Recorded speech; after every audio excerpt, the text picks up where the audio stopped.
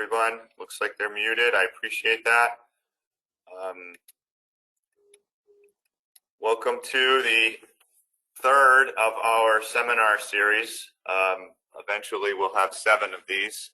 The goal was to keep our customers and folks informed about what's going on out there in the markets in light of COVID-19, and frankly, this is really just an extension of what we've always done as a company, which is offer these seminars here in the springtime. So we figured this was a good time to go ahead and push forward with these seminars, and hopefully everybody can appreciate what we're talking about today.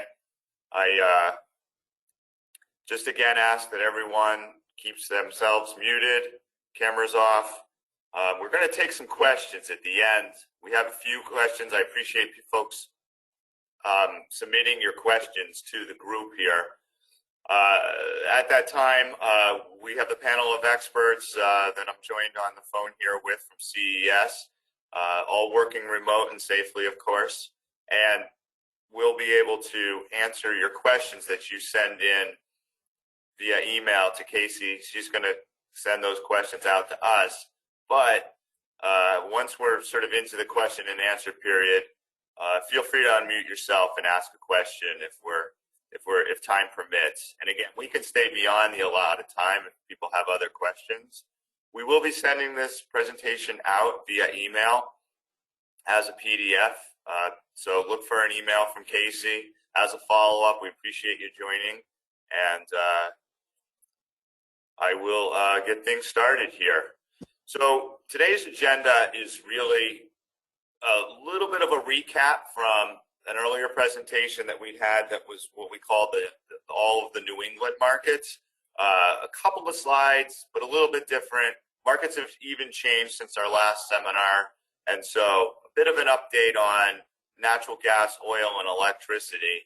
But then we really want to take a bulk of the time here to jump into a bunch of regional factors, a bunch of opportunities, a bunch of different new legislation that's coming. And you're going to see a lot of charts and graphs, some of which show prices of things going up. But at the end, we're going to try to hit on some opportunities here through the question and answer period.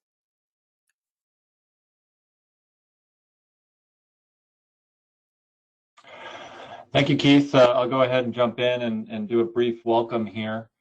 Thanks so much to everybody for joining us. My name is Andrew Price. I'm President of Competitive Energy Services. And we just celebrated our 20th year. And for me, after 19 years, I joined Competitive Energy in 2001. One of the highlights of every year has been the Spring Energy Seminar Series. As Keith mentioned, we have been holding these seminars every year. And of course, they've been a highlight because we're able to get together directly with you and interact directly. The feedback we get from you in those formats is extremely helpful and enjoyable. This year is obviously very different and difficult for all of us, but we're going to do the best we can here with this online format, and we really appreciate you being with us today. I did want to highlight that Competitive Energy Services is at 100% capacity. We have all staff working remotely, and we're entirely focused on helping you navigate pretty volatile energy markets, as well as some significant uncertainty in your usage at your own facilities and operational outlooks. So please reach out to us with questions. We're here to help, and we certainly like to be helpful. For any of you who may not be completely familiar with us, I'm going to do a brief one-slide overview of Competitive Energy. We are a full-service energy advisory firm based in some very empty offices in Portland, Maine, and Topsfield, Mass, and currently some pretty crowded home offices. We have staff in every New England state. We serve clients throughout New England and across the United States. All of those clients, like yourselves, are end users. We don't work for utilities or generators, and that's very much by design, so that you have every confidence that when we provide advice, we're completely supplier neutral and product neutral. We do provide procurement services for just about every energy commodity you can imagine, as well as discrete consulting services. Those services lately have been heavily focused in the renewable energy master planning, climate action planning, greenhouse gas tracking, battery storage, and related sectors. For our largest clients that have both procurement needs as well as discrete consulting needs, we're often packaging together the right combination of those services for the institution, along with budgeting and variance tracking into this middle full service category. And it is definitely the case that our procurement work is better because of the expertise we have developed on the consulting side of our business. And the reverse is also true. Our consulting practice could not be as strong without the expertise we've developed over 20 years helping clients with procurement and having that experience and expertise in forward energy markets. I think this is something that really sets competitive energy apart. With that, I'd like to thank you again for joining us, and I'm going to turn it back over to you, Keith. Great, Andy. Thank you. Moving on here, I'm going to introduce Dave Riska. He's a senior analyst here with Competitive Energy, as well as an energy service advisor, and he's going to talk to us a bit about the natural gas markets. As everyone knows, these gas markets control electricity pricing, as well as really the pulse of what goes on here in New England. Great, thanks, Keith. I'm going to talk now a little bit about natural gas prices.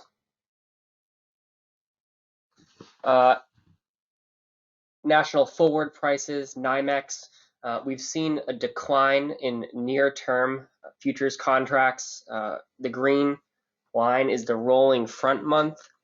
This near-term decline, starting in about November 2019, you can see on the graph here, is due to two reasons.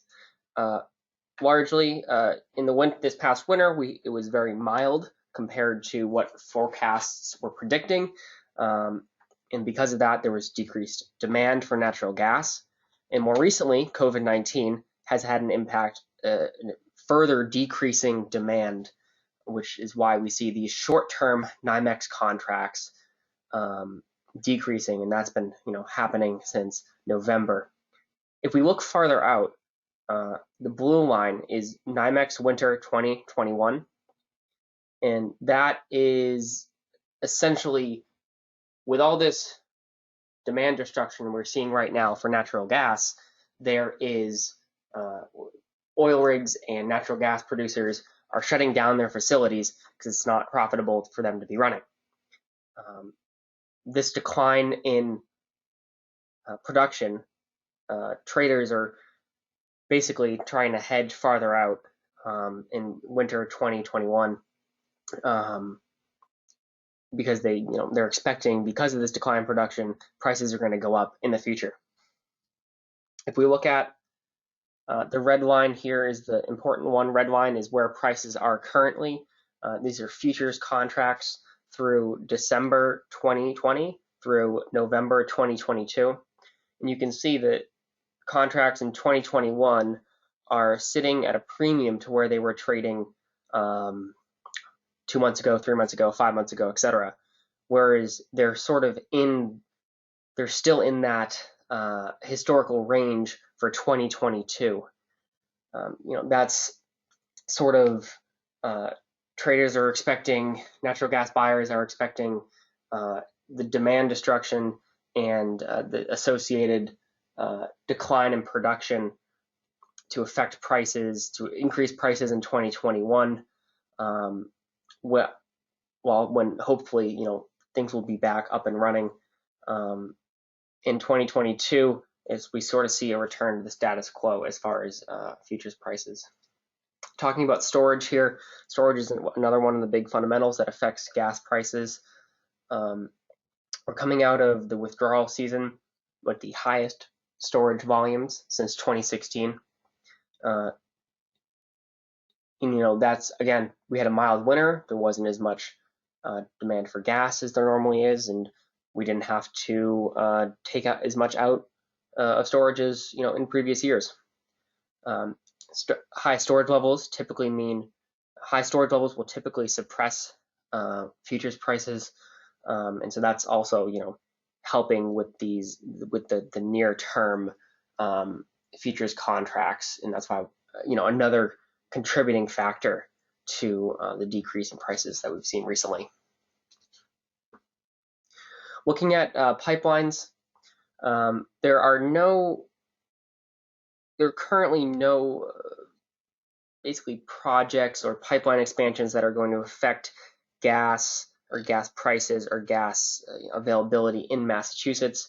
The one to note here, Atlantic Bridge, is expected to come online in Q4 2020, and that's mostly just going to affect our main clients and expand the amount of gas that's coming into Maine. Great, I'll hand it off to Keith here for a wrap up of gas. But a point in that we need to think about here is the fact that basis price, because of additional incremental capacity, as well as a warm winter and relatively low demand, really has pushed down as a result. So Dave, thank you. I really appreciate you pointing out the fact that while these futures are sort of at decade lows, what really happens over the course of the next 3 to 6 months is going to be interesting. We see the near-term NYMEX has ticked up to the highest in the range that we look at over the course of 2 years. And as this push and pull happens between supply and demand going forward, we may test those decade lows again. Therefore, we recommend that people monitor this market and have a strategy so they can pull the trigger when this NYMEX drops down. I'm going to talk to you guys a little bit about oil and distillates here. This is not a huge focal point, but it does tend to drive a lot of the things that go on, and it's a very, very interesting time. Because of a glut in supply and a reduction in demand and a typical geopolitical war between Saudis and others, we saw pricing drop below zero in the most recent trades for a near-term prompt month. That doesn't tell the whole story, but prices are certainly at a very low point. And that's mostly due to COVID and lower demand. So this doesn't necessarily mean that you can get the gas, the oil at these very low prices. It just means that the price has dropped. Next slide. Because prices dropped and because there's an abundance of oil in the marketplace, we're seeing a phenomenon of a lot of gas and oil in inventory. That inventory is going to continue to hopefully decline as you see production come offline. But as this production drops, so doesn't demand. The market today looks at rebounding demand as a result of the comeback from COVID-19. But where this goes out into the future is going to be a little bit interesting. So as rate counts continue to drop, crude production continues to drop, oil is going to play a game of supply and demand here across the world.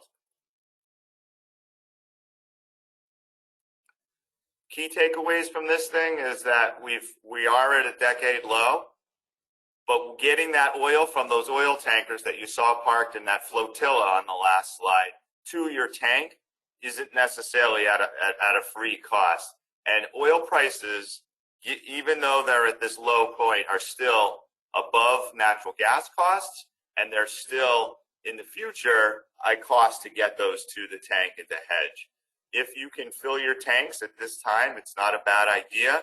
Looking into the future to buy oil and propane is not a bad idea, but there's a lot of nuances as you look out into the future.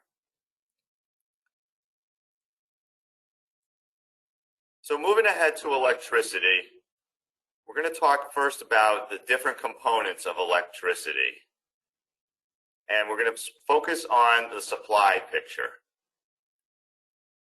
Many people have looked at this stacked bar, but what this tells us is what the supply components are for electricity in New England, looking back as far as 2015, extending this all the way out till 2024. Starting at the bottom of these graphs, we have electricity supply, or the energy component. We have orange is a forward capacity market. Then we have ancillaries. We have a new component that makes its way into the mix at the end of this graph called fuel security, administrative adders, and then RPS, the Massachusetts Renewable Portfolio Standards.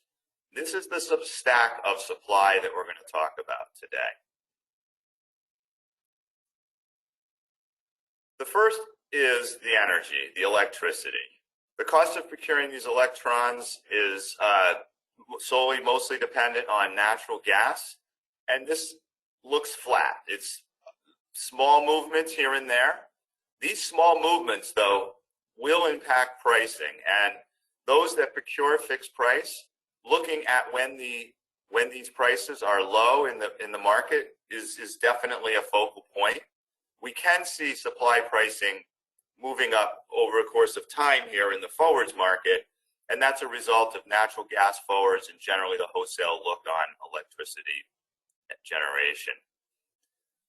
Electricity generation in the forwards market gets most of its cues from the present, from what happens in the spot market.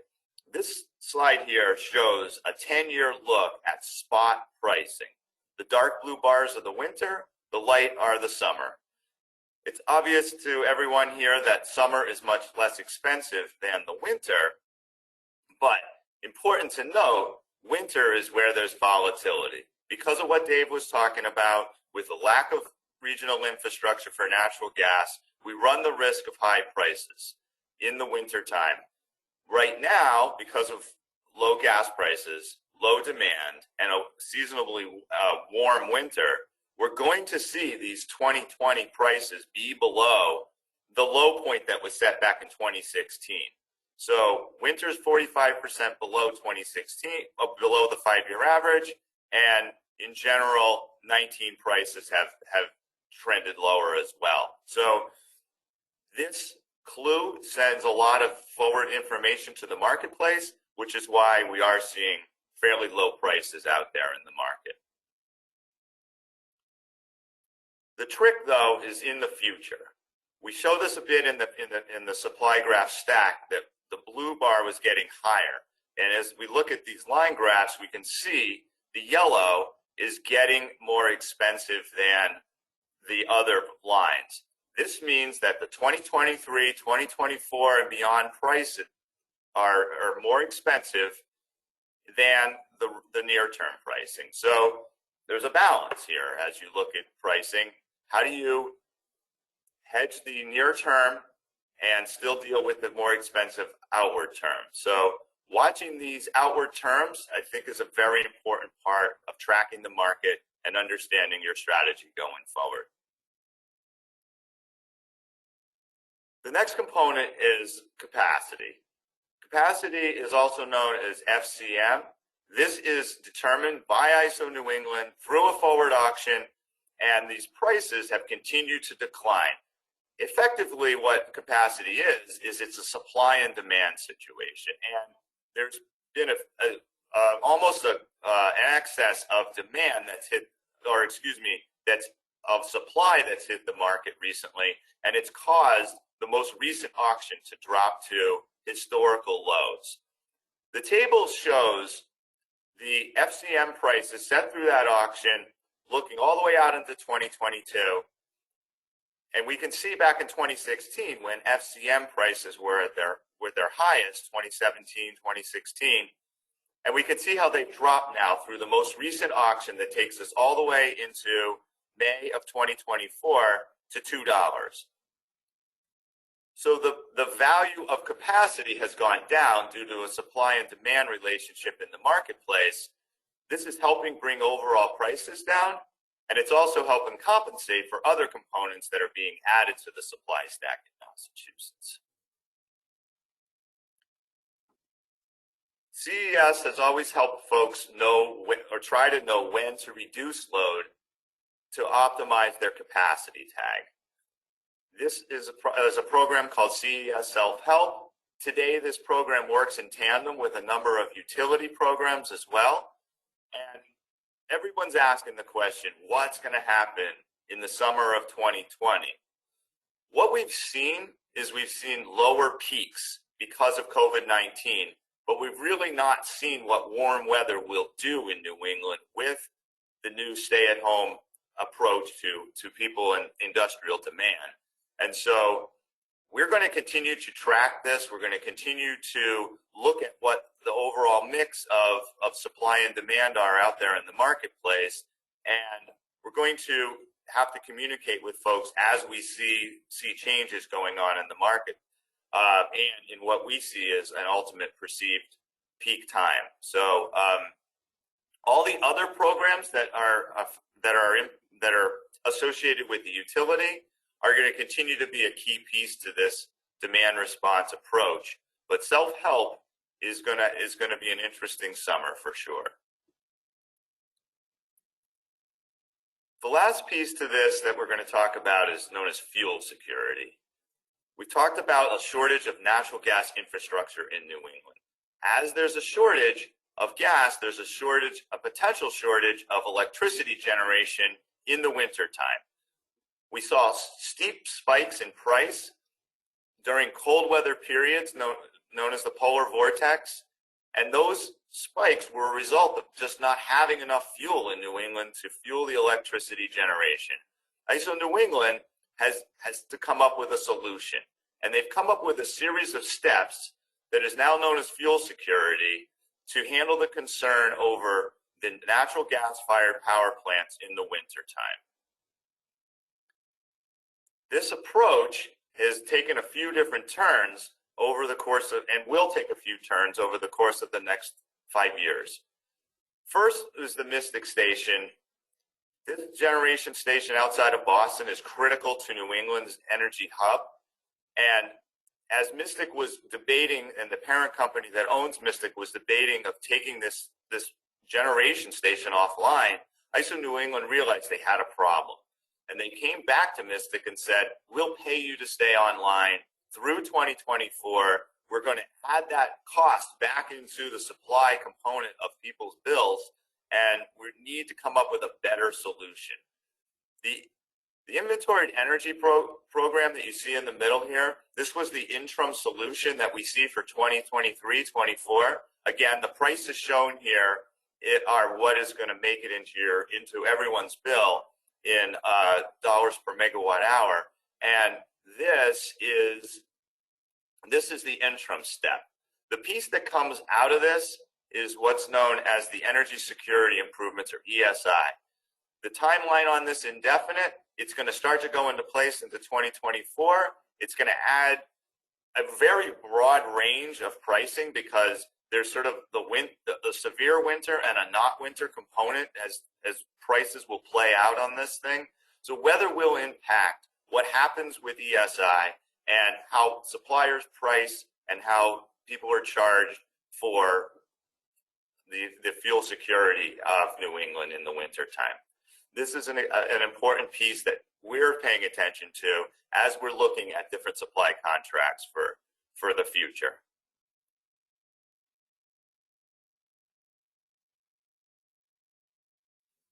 The last piece that we're going to start talking about here is renewable portfolio standards. Most people have heard of this. This is how Massachusetts is incentivizing and building additional renewables. Massachusetts is a wonderful state when it comes to renewables. We've got so much development going on, and it's getting paid for by requirements from the state of Massachusetts for a certain amount of renewables and those types of structures. And for that, I'm going to hand this off to Zach Bloom. He's going to talk to you guys about the different components. Thanks, Keith. Yeah, as Keith alluded to, this is the last piece of that stacked bar chart. And so we're going to spend some time talking about not only the renewable portfolio standards, but all the other kind of standards within the state from alternative portfolio and some new programs that were just instituted recently. So as a starting point, it's helpful just to kind of frame across all New England states what the percentage of new renewable requirements look like. And what you can see is that Maine has really actually changed quite a bit over these last few years. And if we go out to 2030, they'll be the highest percentage of new renewables for Class 1 by state, followed closely by Massachusetts and Connecticut. And so these percentages are effectively creating markets for different portions, whether it's solar, wind, hydro, etc. And they do so by creating this market for a REC, and those RECs need to be procured by the load-serving entities to incentivize the development, and they're on the hook for those. But they're really passing those costs on to the end users. So in Massachusetts, each standard has its own percentage, and each year this standard, which is not too dissimilar to a commodity, it's just an environmental commodity, has a supply and demand mix, and those prices go up and down every day. And the sum of those percentages for each compliance standard and the current REC market costs effectively makes those overall cost per megawatt hour. So what you can see here on the right side is the total percentage of requirements for the state. And on the left side is the cost per megawatt hour. So in addition to the RPS that we talked about is also the APS, which would cover fuel cells, combined heat and power plants. In addition, it's also now including what's referred to as the clean peak standard and clean energy standard. So this is RPS, APS, clean peak, and the CES all stacked up. And so you can see what each component of this program costs by year. This is just an estimate based on current market rates. And one of the big things that you can see is the SRECs here, the lighter shade of green. Those are actually starting to phase out. And as they phase out, some of these future programs will effectively replace those costs. But we're currently around $25 per megawatt hour, expected to decrease over the next few years and then start to ramp up as those percentages come up again. So one of the programs we talked about that's new is once again, the Mass Clean Peak Standard. And this started back in 2019, but in that year, there was no percentage associated with it. And so 2020 is the first year that there is a Clean Peak Standard market and that those costs will be passed through to end users. And each year, it's going to increase by 1.5%. And currently, the ACP, or the alternative compliance payment, is $45. But based on how much technology is minted and how they're dispatching or charging, whether it's a battery or another technology, during those hours that they're identifying, will really dictate how many clean peak standards get minted.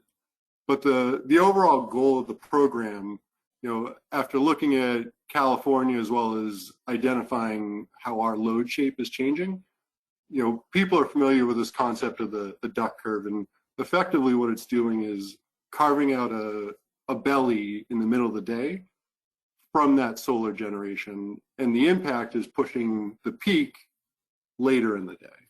And so the hope is by charging batteries from solar earlier in the morning, dispatching later, they will avoid those marginal emissions in the dirtier hours.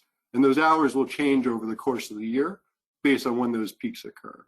And generally speaking, it's later in the evening during the wintertime, and April tends to be a really tough month where it could be hot or cold, and so it's a much longer window where that would occur. And then the summer is just like the forward capacity, really identified in the afternoon, but it's been pushing later in the evening over the last couple of years.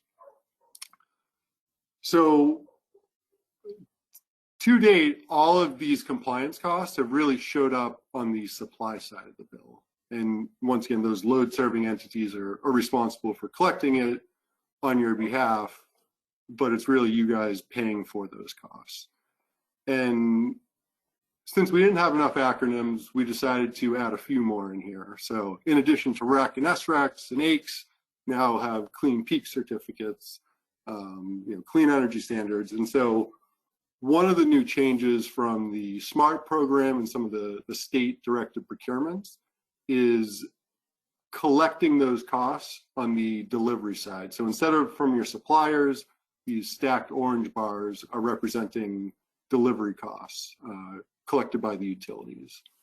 And those state-driven programs such as offshore wind, the NECEC transmission line to Hydro-Quebec, as well as SMART, will be collected from the LDC side.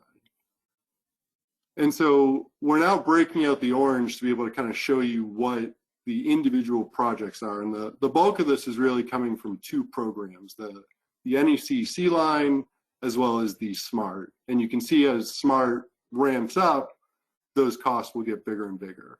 And so where we were previously at 25 just on the RPS, APS side, we're now looking with these other programs in the next few years at about another $6 or $7, getting into the $30 per megawatt hour range. Now, this is just kind of from the renewable side of program compliance. What we're not seeing here is, in addition on the LDC side, the distribution is energy efficiency. And so all told from all these programs, we're looking at about $40 per megawatt hour, which is roughly a third of your overall retail electric costs. So the next piece here is some updates on the SMART program. And so this was a program that was released a few years back, and essentially the moment it came out, there was a huge pent-up demand from projects that were pre-existing that never got built due to developmental delays or permitting.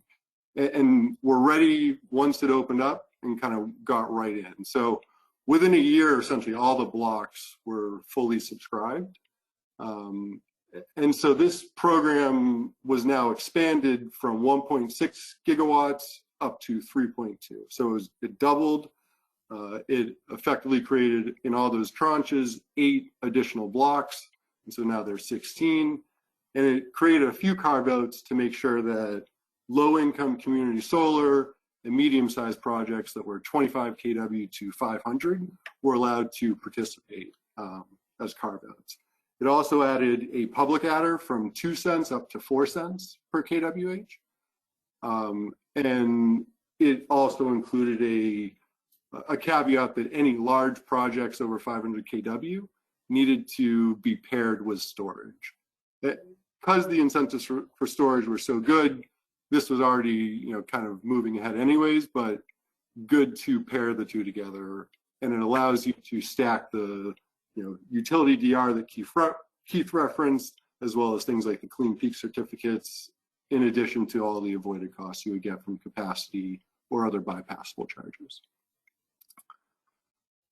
So kind of moving into that DR piece, I think it's important just to understand where this came about. So in the 2019 to 21 3-year efficiency plan, there was a carve out to incentivize things like thermal storage, battery storage, and controls. And so with that, the utility was allowed to effectively create a DR program, and it's not tied to that FCA rate that Keith referenced that closed at the lowest in a decade. It's tied to an incentive that they've created. And so what this has done is created new buckets for new technologies that can create additional revenue streams.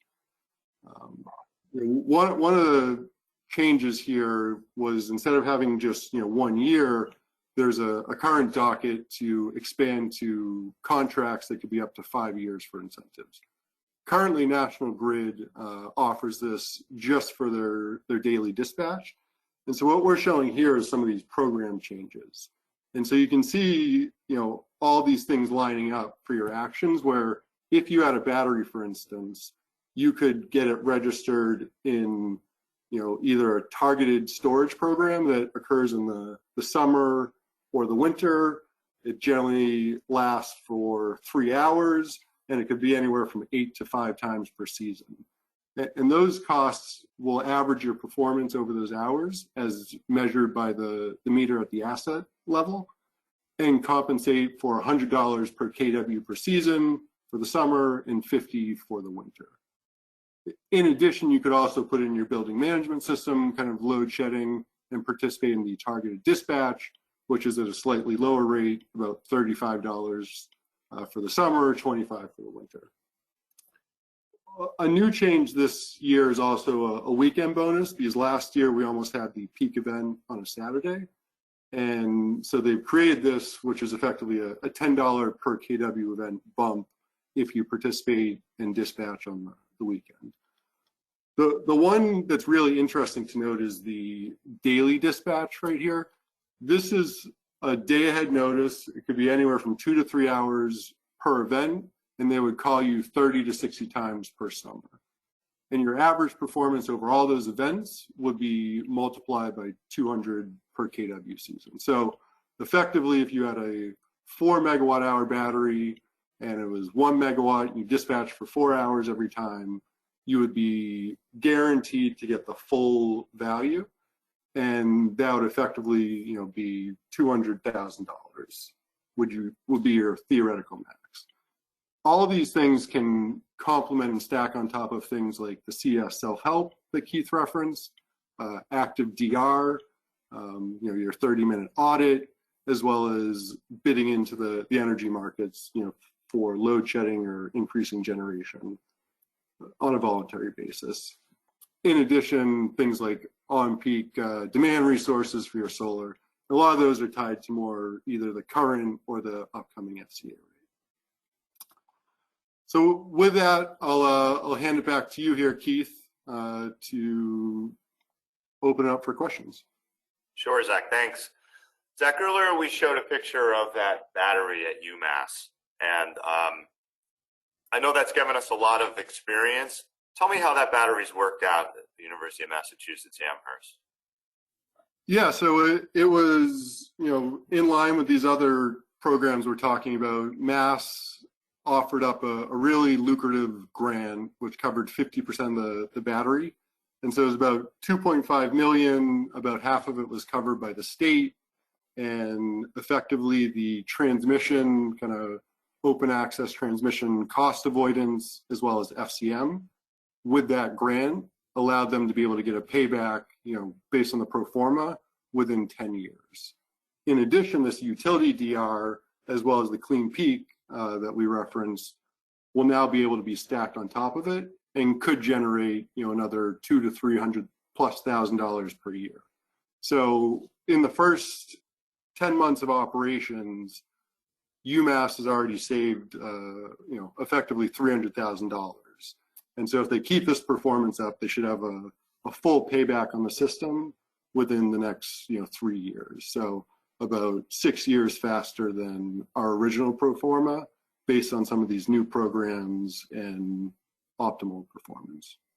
So it's been very helpful and lucrative. It's also allowed some experiential learning for the students, some connections with the clean energy extension, and a lot more resiliency at the plant.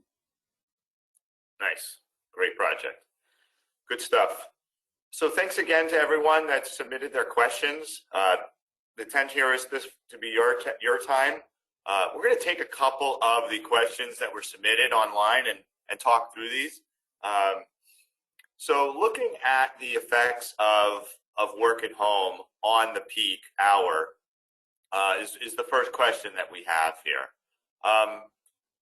What we've seen here is, again, as I alluded to earlier, is that the peaks are lower and they're later in the day. And so it's an important point that as we look out at the summer and we look at demand management and we look at what's going to happen here with the peak response, it's going to be tricky to try to time the peak event. And so paying attention to this, looking at it is a big piece of what we're working on right now. Anything else to add here from the panel of experts? I would just add, Keith, that yeah, timing the peak hour is going to be is always challenging, and it's going to be more challenging this year, given how flat the peaks have become and spread out. But with respect to the DR programs, we could see a follow-on impact in the sense that those programs are called less often. What we've seen related to the COVID impacts is that demands are down significantly across the region. And so there may be less need to call those programs. And so when we compare to past years and those programs were called quite frequently during peak hours, we may see fewer instances that those utility DR programs need to be called. Perfect. So that is the next question Andy talked to here, is that these utility DR programs maybe not called as much as we see the peaks being lower, the demand on the grid being lower, and therefore not needing to run those programs. So next question gets to regulatory impacts of COVID-19.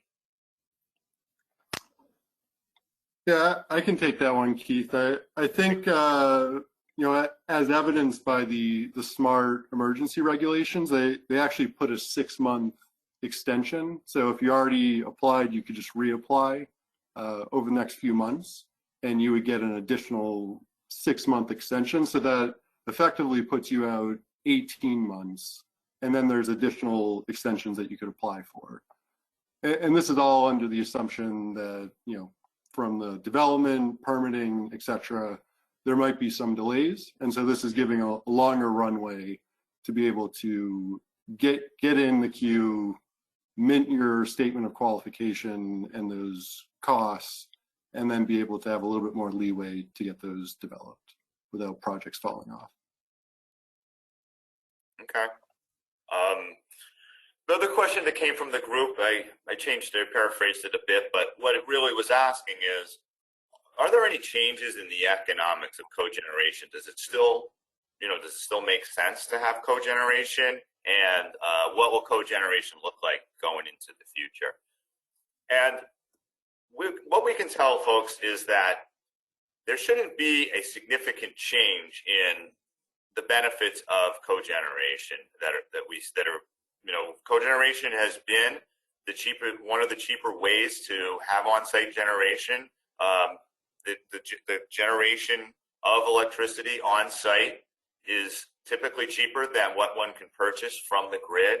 But we do so many of the economic evaluations on these cogeneration projects, both before they're built and while in operation. And we just need to highlight that it's important to really pay attention to the tariffs, to the rate structure of the LDC, to the gas supply issues and the gas supply costs that all go into a cogeneration economic model. And so while there's not significant changes, there's always going to be changes to tariffs and rates and structures, and that's what's important to pay attention to as you're modeling through the economics of cogeneration. One of those components is the AEC credits.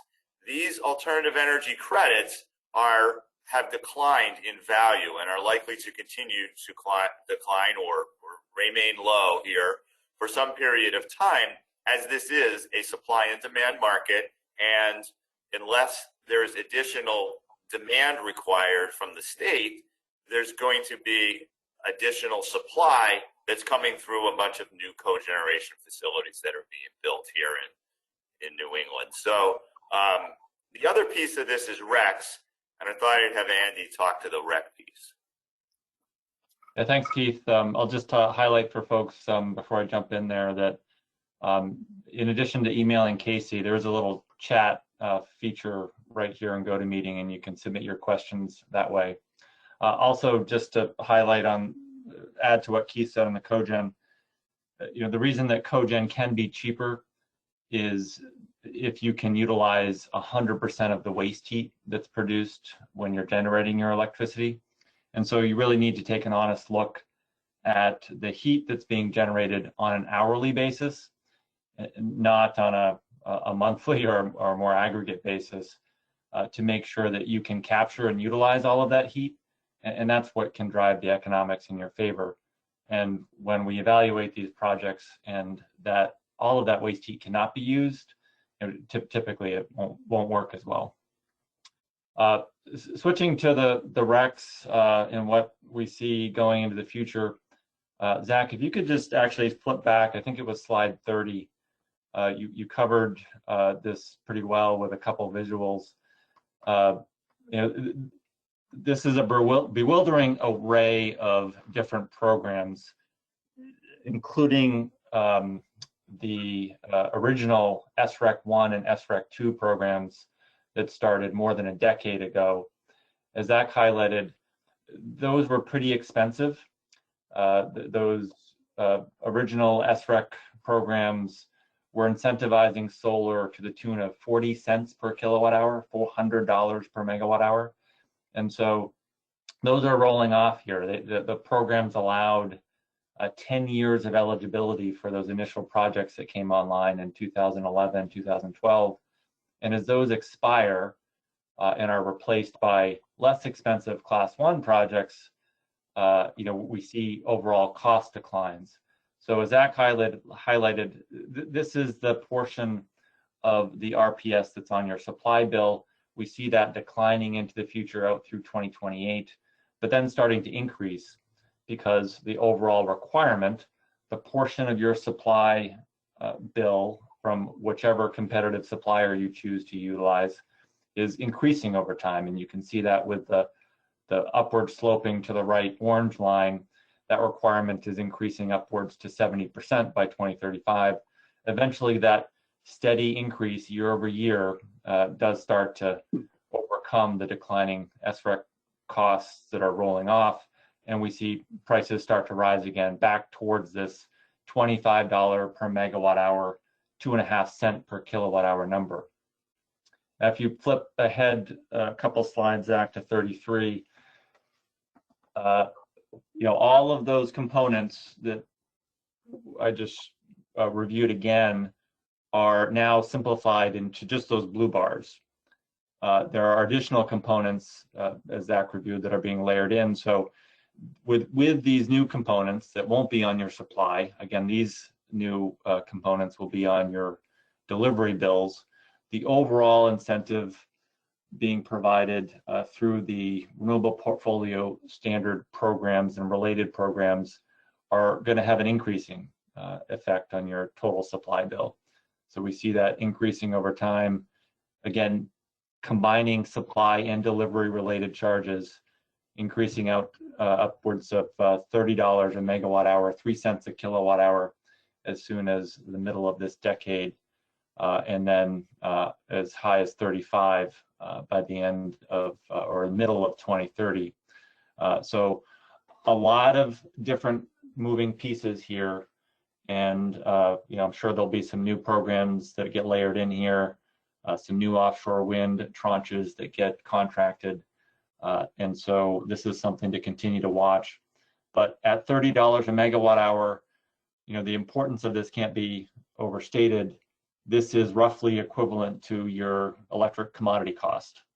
And so these incentives are playing an enormous impact on your overall cost of receiving electricity. And I would add to that, Andy, that it's doing a couple other things, which is driving down the electricity price on the wholesale level, because they are marginal assets that don't need any fuel. And so they can operate, and we've actually seen from generation that they're the only grouping that's actually increased in ISO New England over this COVID event, while all the other units went down. And so it's helping to depress capacity as well as removing a lot of carbon from the grid because they're 100% renewable assets. So the cost is going somewhere, and those are the three big benefits that ratepayers get. Yep, that's a great point. As we're subsidizing these projects with these RECs and this RPS program, there is an offsetting benefit with lower wholesale commodity rates, for sure. So with these with all these new programs and costs that are out there, there must be incentives to build new solar and other behind the meter generation. How does one offset some of these increases if they were to do something behind the meter or build a new solar project?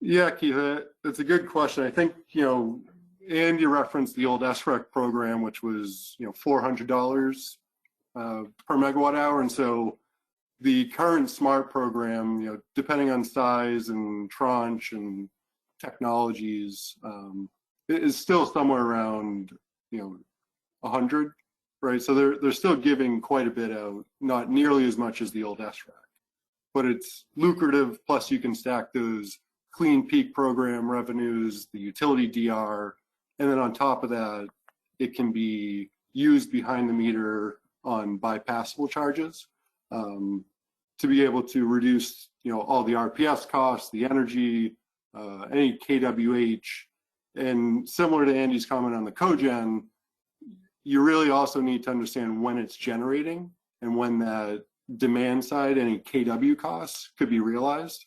To the extent the peaks are later in the day, depending on your tariff, you might not actually get the demand or transmission benefit. If the sun's not shining and the peak is in the evening, there is no solar generation occurring. But it still does pencil in a lot of cases, given all the state revenues that go along with those programs. Sure, makes sense. So we're winding down here. If we could just jump to the next slide, I want to make sure we highlight that we're going to be having the state-specific Rhode Island, New Hampshire, and Connecticut next week, followed by what we think is kind of a national approach, but really looking at what happens with electrification and expansion of on-site and off-site renewables around the country. That's going to happen on Thursday, June 4th. So once again, if anybody has any questions, please reach out to somebody at CES. Go through Casey, that her email was shown earlier, and or you guys, everyone knows how to reach us. We want to thank everybody for joining, and we haven't seen any more questions come through on the chat room, but I'm going to just sort of offer to anybody, we can unmute here, and if anybody did have another question they wanted to have us cover, we're glad to take a shot at it here.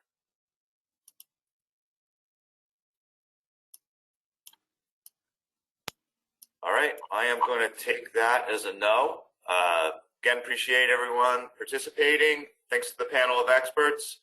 As always, good information here that will be shared with customers throughout the course of our standard meetings. Look for the email to come out from Casey with the presentation, and enjoy the wonderful weather today. Thank you, everybody. Thanks all.